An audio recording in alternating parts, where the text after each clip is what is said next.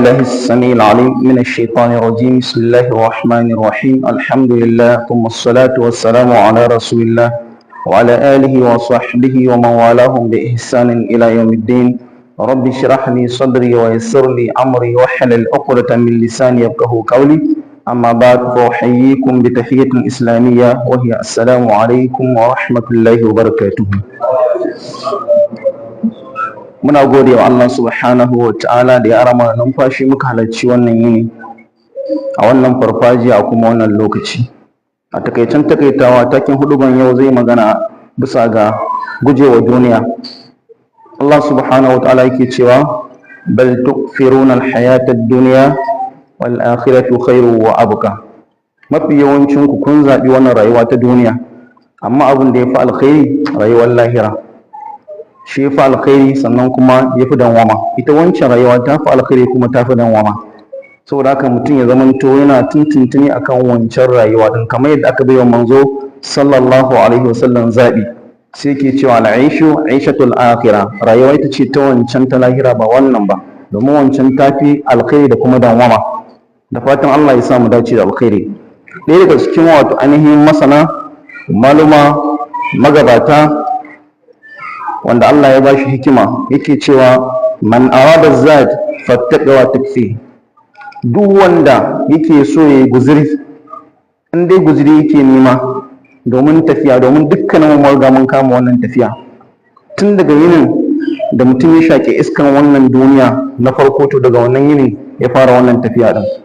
To babban guzurin da zai roƙa sai ya ji abin da Allah subhanahu wa ta'ala yake cewa wa tazawwadu fa inna khayra zadi taqwa. Ka nemi guzuri, amma mafificin guzuri shine mai tsoron Allah. Da zaran ka samu wannan alhamdulillah. Baya ga haka nan kuma yake cewa wa man arada al-ghina fal qana'atu takfi.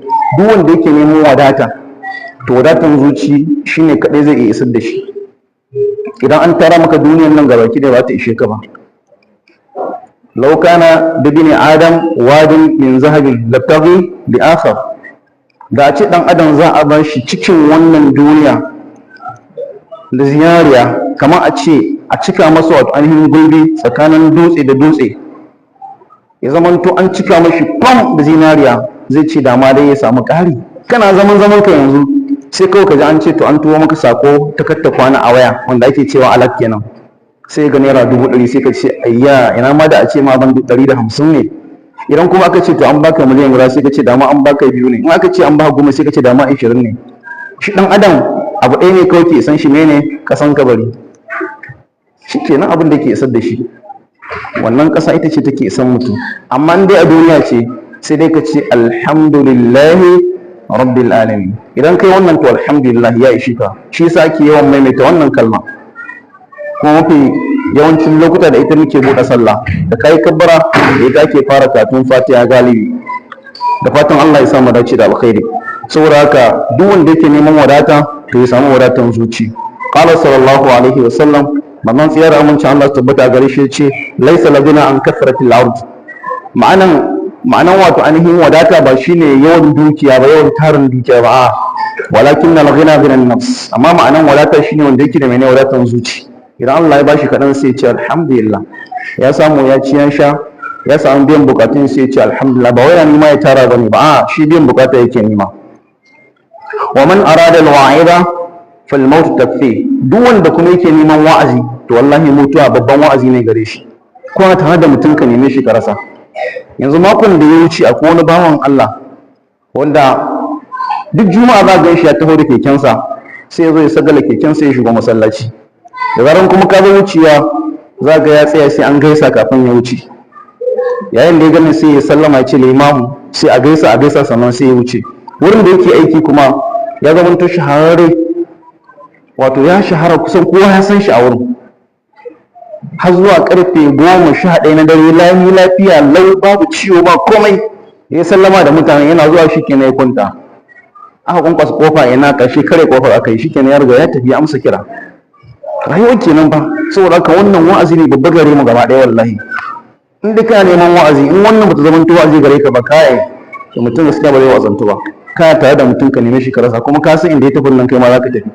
amma kana nan kana haɗama ka tara wannan ka tara wancan, bayan yanzu shi ne ɗauka yanzu farin kyalle ne kawai tafi da shi shikenan abin da ya ɗauka, amma ragowar ya bar mana ana shikenan shi da ya bar musu ya tafiye shi, in sun gana masa rufa daidai, in sun gana masa ya faɗa akai, shi da ya tara ya bar musu amma ya tafiye shi tsakanin shi da mahaliccin shi yanzu ya amsa wannan tambayoyi tun daga kabari, yana kuma jiran ranar sakamako.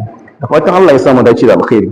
Saboda haka duk wanda yake neman wa'azi to mutuwa ta ishe shi wa'azi. Sai Allah yake cewa wa ja'at sakratul maut bil haqqi dalika ma kunta minhu tahid. Hakika wato ainihin magagi na mutuwa zai taho da gaskiya. Wannan shine abin da dan adam baya so, sannan kuma sai ya bi shi. Allahu akbar. Qul innal mauta alladhi tafiruna minhu fa innahu mulaqikum. Lalle wannan mutum da kuke gudun tana bunku, ita ce take bunku, ta san inda kuke, ku ba san inda take ba. A tana bibiyan ku ne, tana bibiyan ku. Bayan kun gama cinye arzikin ku sannan sai ta wuce riske ku. Allah ya sa mu dace da alkhairi. Wa man arada jalisan fal qur'anu yakfihi. Duk wanda yake neman abokin zama, abokin fira, to alqur'ani shine babban abokin firansa. Allah subhanahu wa ta'ala yake cewa inna hadha alqur'ana yahdi lillati hiya aqwam. Lalle wato ainihin wannan alqur'ani yana shiryarwa zuwa ga wato ainihin abin da yafi yin daidai, wa yubashshirul mu'minina alladhina ya'maluna as-salihati anna lahum ajran kabira. Sannan kuma bishara ce ga dukkanin waɗanda suka yi imani kuma suka yi aiki mai kyawu, lalle suna da lada mai girman gaske. Manzo sallallahu alaihi wasallam yake cewa iqra'ul qur'ana fa innahu ya'ti yawm al-qiyamati shafi'an li ashabi. Ku karanta alqur'ani domin zai zamanto a matsayin wato ainihin mai ceton abokansa wanda suka zamanto shine abokin firansu, su ma su ne abokin firan shi alqur'ani, to zai zamanto mai ceto gare su. Allah ka sa qur'ani ya zama mai ceto gare ni. In ka neman babban abokin fira, qur'ani ya zama shine abokinka. Wannan babban abin da ya kamata kenan. Wa man arada al-izza fal islam yakfi. Duk wanda yake neman daukaka to ya rike musulunci. Allah yake cewa ayabtaguna indahum al-izza, shin kana neman daukaka a wajen wadansu ne? Fa innal izzata lillahi jami'a. Kasancewa lalle daukaka mene na wurin Allah gabaki daya. Ka rike addinin musulunci, zaga Allah ya dauka ka. Kai ba dan daukaka kake nema, amma kana neman ne, kana neman dacewa, to sai ka rike addinin musulunci sai ga Allah ya dauka ka sanadiyan wannan. Amma ba wai dan duniya kake ba, kana idan Allah ne da ikhlasi, to sanadiyan wannan sai ga Allah ya baka buwa, ya baka izza.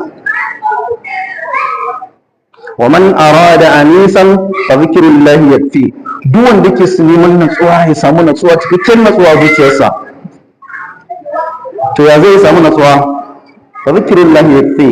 Ambaton Allah subhanahu wa ta'ala ya wadace shi. Allah yake cewa alladhina amanu tatma'innu qulubuhum bi dhikrillah. Wa'inda suka yi imani sannan kuma zukatansu na neman menene natsuwa da ambaton Allah. Ala bi dhikrillah tatma'innul qulub. Kasancewa ta hanyar ambaton Allah ne kadai zukata suke samun menene natsuwa. Allahu akbar. Wa man arada jamalan fal akhlaq yakfi. Duk wanda yake neman kyawu to rike menene kyakkyawan ɗabi'a ko kuma kyawawan ɗabi'u. Allah sai ya fara yabon manzo sallallahu alaihi wasallam, wa innaka la'ala khuluqin azim. Hakika lalle kai kana kan wadannan kyakkyawan tsari na rayuwa. Allah ya ba shi kyakkyawan mene abun koyi. Laqad kana lakum fi rasulillahi uswatun hasana.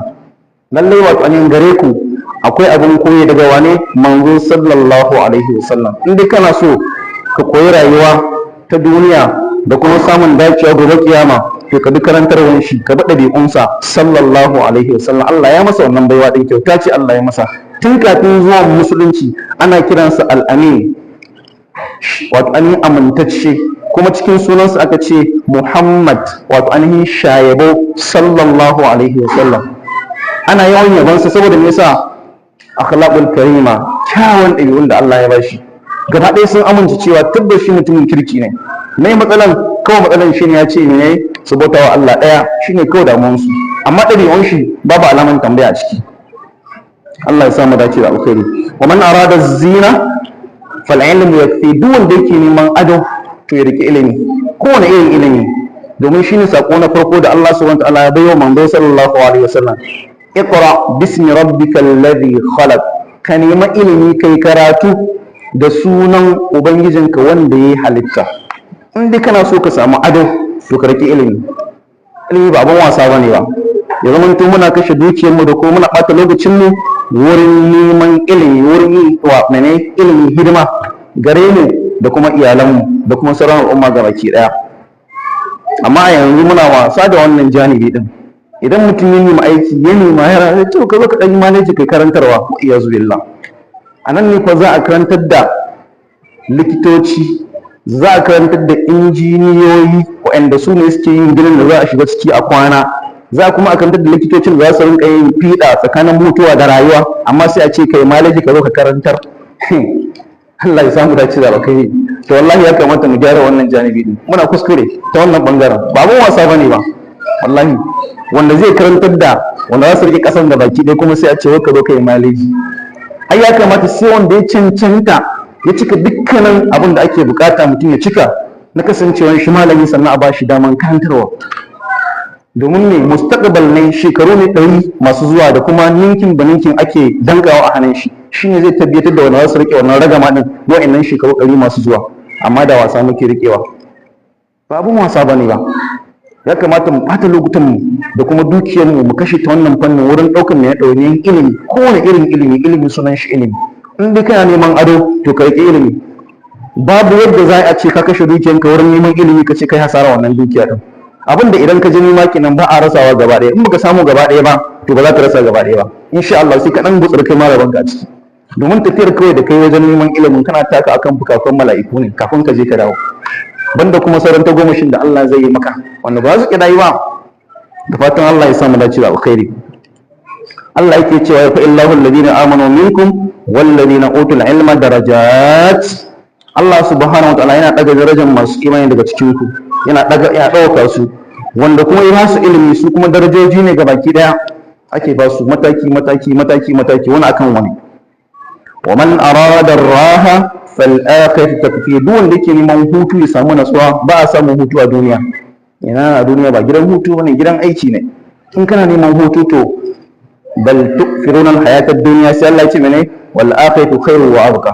In dai hutu kake nema to wancan gidan ba wannan gidan ba, sai kai aiki a nan ka samu watsanin kyakkyawan alaƙa tsakanin kai da Allah subhanahu wa ta'ala, shi kuma sai ya ma tukuici da samun hutu a wancan gidan ba a nan gidan ba. Amma nan ba gidan hutu bane ba. Da fatan Allah ya samu dace da alkhairi. Wa man la takfihi kullu hadhihi al-ashya fa an-nar yakfi aw fa an-nar takfi. Dukkanin wanda yana abubuwan da aka jero gaba ɗaya ba su ishe shi ba to Allah ya kyauta, wuta ce za ta ishe shi.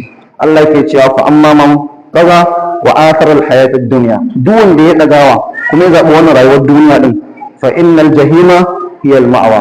To wuta ce mene tafi dacewa da shi, masauki gare shi. Allah ya kiyashe mu. Wa amma man khafa maqama rabbih, amma wanda ya tsoraci tsayuwa gaban ubangijinsa, wa nahan nafsa anil hawa, kuma ya hana ransa abinda don take so, fa innal jannata hiya al-ma'wa. To lallai aljanna ce tafi dacewa da shi masaukinsa. Da fatan Allah ya samu dace da wannan bangare din. To wannan kaɗan daga cikin abin da huɗuban za ta kunsa kenan insha Allah a wannan yini. Da fatan Allah ya sa ya zama mai amfani gare mu.